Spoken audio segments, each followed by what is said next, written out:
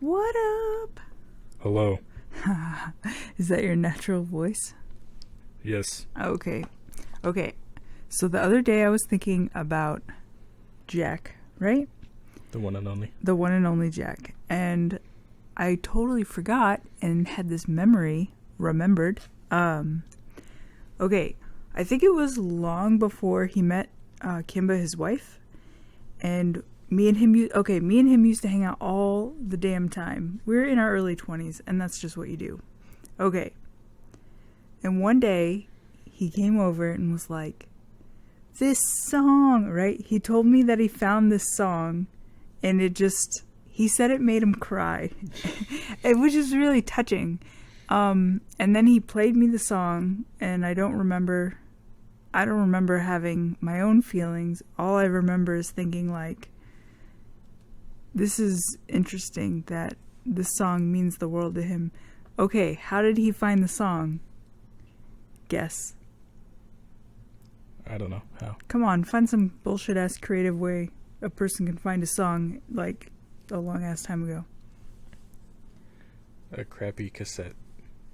It was a car insurance commercial. I think it was a car insurance commercial. It was some sort of insurance or car. It was one or the other or both. It was a commercial, and they had some like hippie song that just filled his heart with joy, right? And then millions of years later, he found Kimba, and they got married. And as they were walking down the aisle, what song comes on? Dude, that song! He walked down the aisle. Do you remember what song it was? No. And because I had this thought the other day.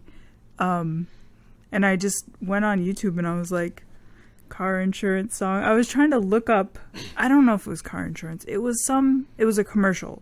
And I was trying to find it and I couldn't find it. But it was a very touching song. We don't have a wedding song, right? No. Because we got married in the woods. Yes. But we also got married at Whole Foods. Technically, yes. So whatever music they were playing at Whole Foods is our romantic song. It was probably some 80s hit. Grocery stores play the best music. Private Eyes. No. Dude, I love that song. Okay. I am obsessed with these 50-cent recipes. Like, I don't want to... How obsessed are you? No. I don't want to just do, like, cheap-ass recipes because that can get really boring. You know, like, when you're inspired to make something, your taste buds aren't, like, adding it up on a calculator or some shit. It's like, you want what you want.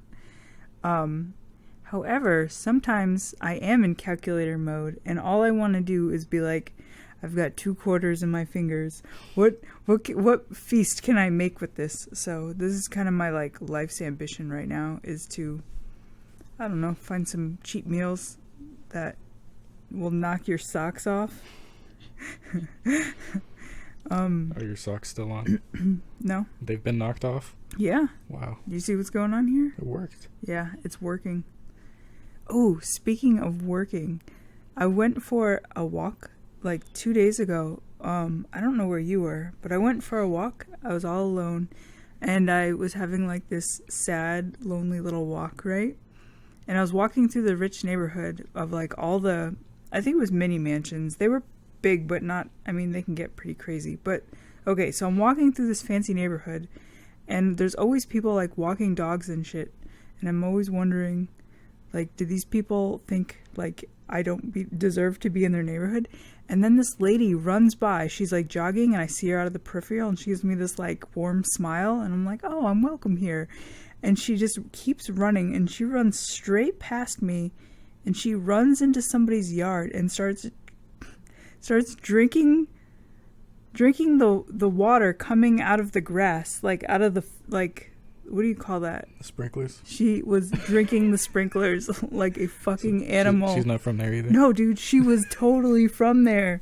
She felt like she could just knock her socks off and do whatever she wanted to do. I was inspired. Giving that lady a shout out. I hope one day I feel confident to just do whatever the hell I want to do when I'm in some fancy areas. Peace.